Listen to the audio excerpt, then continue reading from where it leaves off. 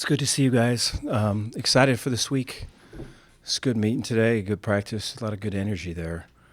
This is a big rebound week for us, so we're looking forward to the work that we got to do to play a good game on Saturday. I know Saturday night will be exciting, so we're looking forward to that. Any questions you guys got? Coach, after watching the tape from Samford, have you noticed any improvement in the defense overall, especially going against another dynamic quarterback and receiver duo? I think it's going to take every day intentional focus and effort by coaches, players, all of it to get to where we need to be. I think there's some improvement there, but certainly not enough. I think we're going to be way tested Saturday with really physical run offense and big play offense, and a guy that we got to locate and try to get more than one dude on. And so that causes a lot of issues. And so for us to play really sound physical defense in that type of landscape is something we just really haven't been a part of yet. And so, we got better today. We've got to continue to get better. There'll be work kind of volunteering, guys watching film together and all of it the rest of the day. It's going to take that every day to get to where we need to be. Dave, you said last week you wanted to see maybe just sorting some of those issues out this past Saturday. What do you want to see this week in terms of that bounce back, like you were talking about? We have to play more physical on O-line and D-line. Dave, are there any young guys like Caleb Burns or Micah Gifford who showed that they're ready for larger roles against Samford? I think it was good to see them making plays. I think when you make plays like that, you can gain some confidence.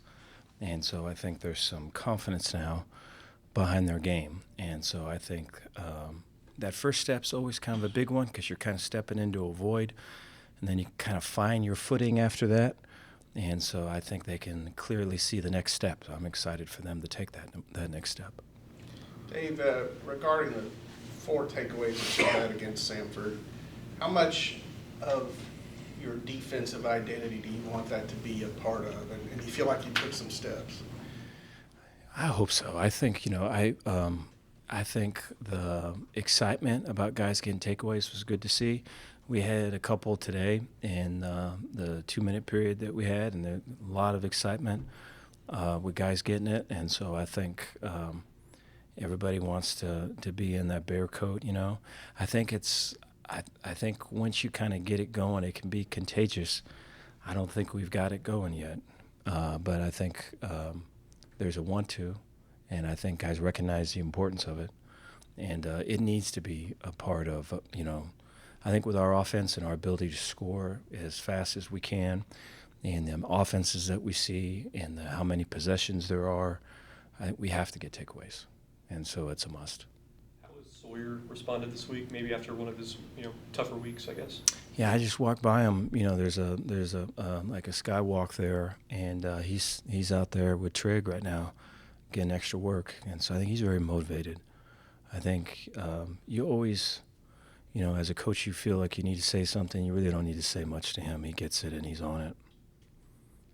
What did you see from the rushing attack this week, and maybe getting some of that going after maybe not that much success in the first 2 weeks? Yeah, I think we've had more success with stretch plays and wide zone than we have with inside zone.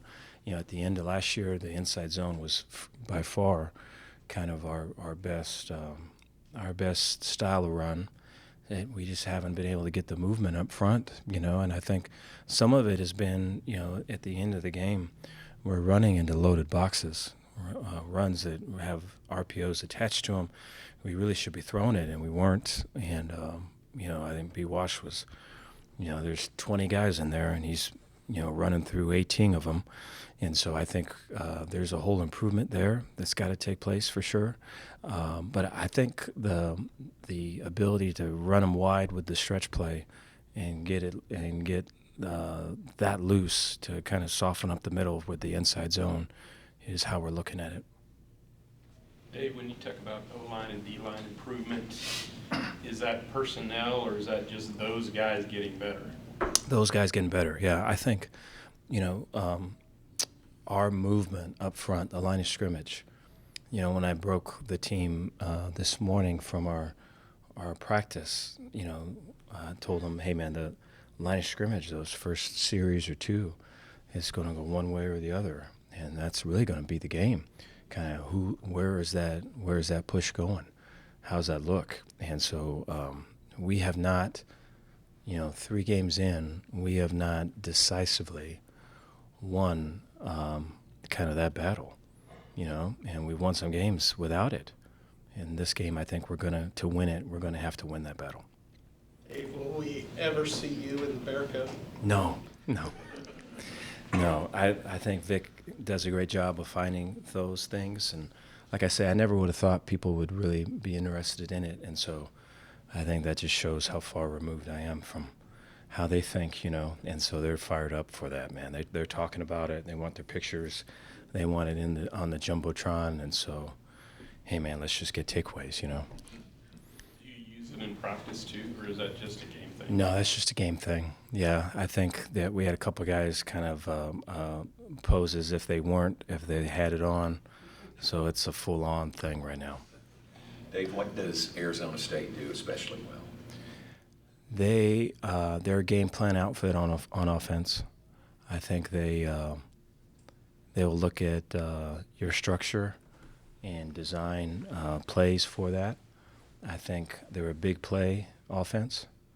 They try to feature zero, and they'll move him around to do that. Quarterback is very dangerous scrambling. We've played some quarterbacks that are dangerous scrambling. He's right up there, if not the number one guy of all of them. I think he's very fast, and when he decides to kind of cut it loose, he can make big plays.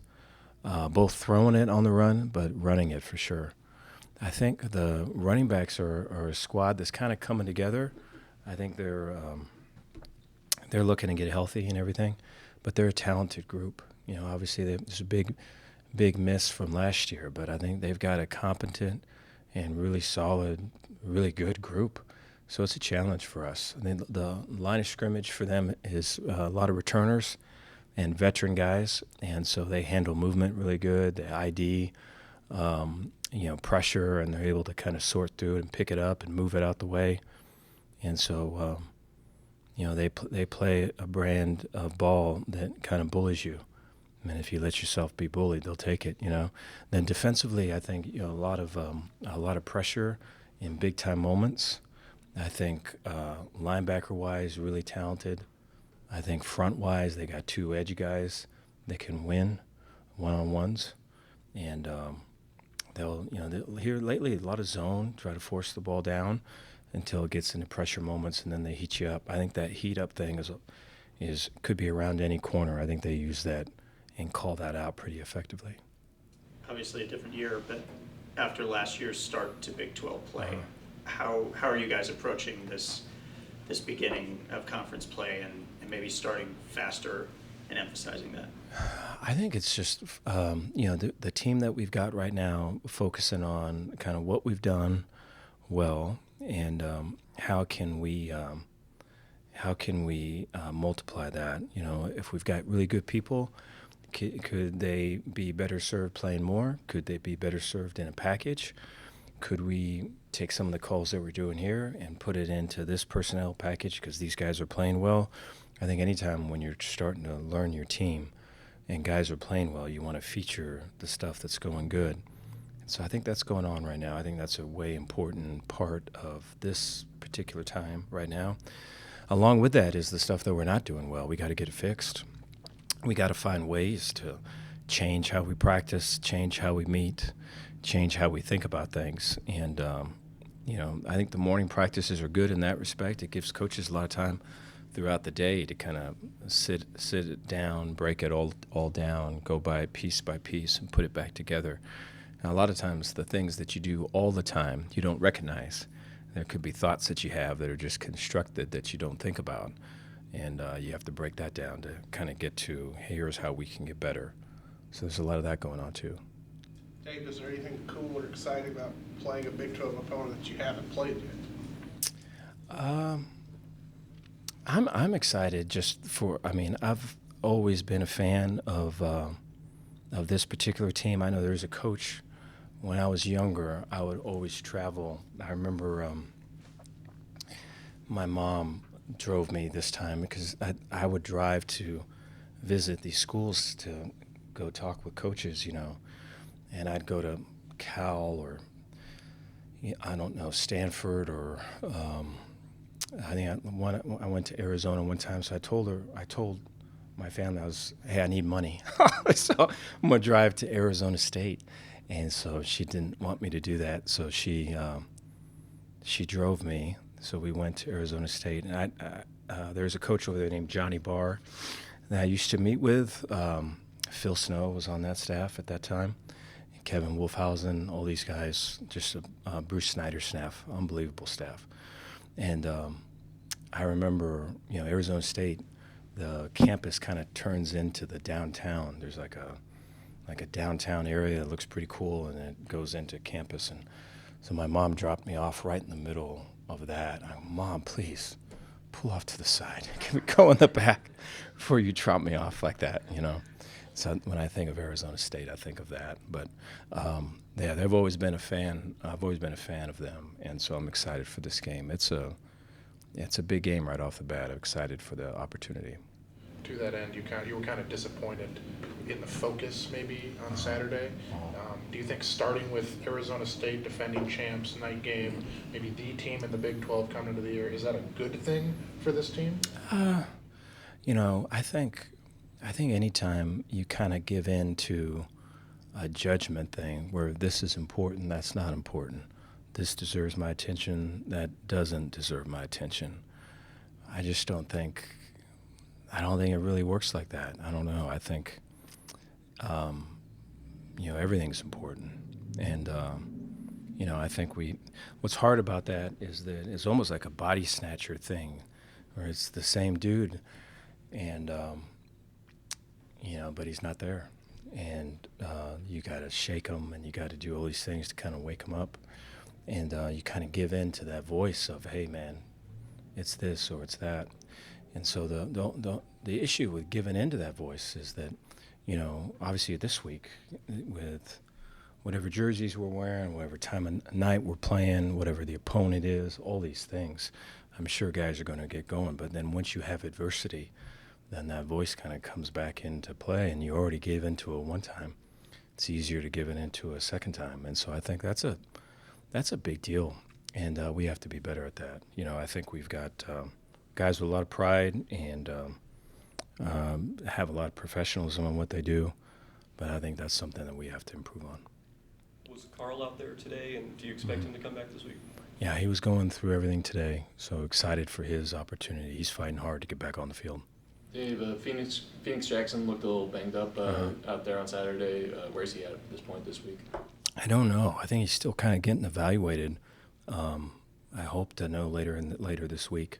He's someone that really high hopes going into the season. We're hoping that we get him back here soon.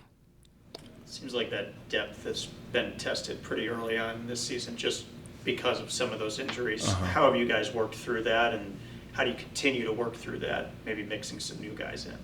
Yeah, they've been working in throughout. I think, that's something where it's kind of a double-edged sword, I think, on defense, particularly that first week, even the second week, where you're not playing as well as you'd like to play.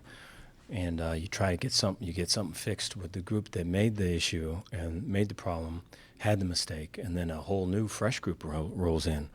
And they're just happy to kind of get on the scene and to bring them up to speed and, with all of it. And then it hits them in the mouth, and now you're kind of 2-3 steps behind with them. You feel like you're never out in front of it, right?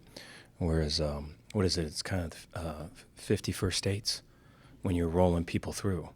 And so when you have the same group through, right, that mistake builds kind of a library that they can go back to and see. There's always the ability to see on the sidelines, and obviously we preach that. I think it's another thing to go through it, And so, there's always an issue with playing a lot of guys, but the positive thing about playing a lot of guys is kind of what you're talking about. You have guys that have played, have some experience. You feel comfortable with them getting in. So that's where we're at right now. In In that same vein, as your D-line gets healthier, guys like Jackie and DK, do you see that affecting how much you use peso, nickel, or dime packages? Sorry. Yeah, I think some of the question goes into, who's our best players? How do we feature our best guys? Are these our best guys? Does this give us the best chance to win? Does last year's structure or the year before structure, does that help us win this year? Is this year a different year? I think all those things are happening. Dave, you talked about the adversity earlier. LeVar obviously went through some of that the week before. Talk about the way he bounced back and played a lot better this week. Yeah, I think he's got so much ability and so much promise, and I think, what he's lacking is really just strong confidence. I think he is such a great kid and wants to please and wants to do well. I think, he's got all the ability to go out there and demand stuff and take away stuff and tell whoever's lining up against him, I'm going to take it away. And I just think, there's for guys that are like LeVar, you have to kind of go through some stuff to build up the insides to be able to get to that point where you could say, I'm going to take away stuff. I think there's dudes that just come out the gate that are like that. LeVar's got a lot of positive things. He's just not that way. I think he's working through it. I think once he gets to the point where he lines up and there's that look in his eye and all that, then watch out. He's very, very talented. Now that Ashton's eligibility stuff is kind of behind him, has that freed him up to maybe have the start of the season that he's had? Yeah, I think he is someone that Sawyer looks to. I think, you look at Trigg and you look at Ashton, I think those would probably be the two. And there's a bunch of weapons there. You could probably argue for a couple other guys that have been making some plays here lately, but I know that those are two that he has a comfort level with, and they kind of see things the same way. And so Ashton's a big part of it, whether it's just the energy on the sideline or the playmaking on the field. He's someone that our guys, when Ashton's on, there's juice all throughout the team that just come from him, even if he's not playing. If he's on the sideline, people can feel it. Dave, on the block punt, was that something y'all dialed up or something you saw or what? Yeah, it's kind of cool. I mean, I think that's one of the things that's interesting now with transfer portal and NIL and everything else is, you can identify guys that are really strong, like straight line speed. Whereas maybe in the past, some of those where if the game is a game of this, those guys would find it hard to find a spot, in the any 11, on defense or offense. But there is a place for, hey, from point A to point B, this dude's fast, man, and goes, right? And doesn't mind getting kicked in the face or whatever else comes with going, And so now it becomes, hey, if there's a guy in the portal and he has that ability to do that, you can go get him and you can build a special teams unit of guys that not only return it but block it. And I think that's the case there. And so, we hope to get more. He's got the ability to do it.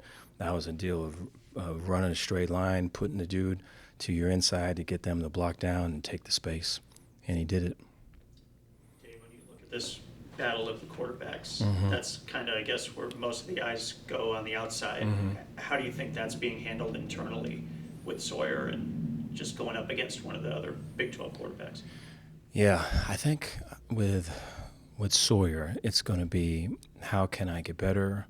How can I get back to when I'm playing my best?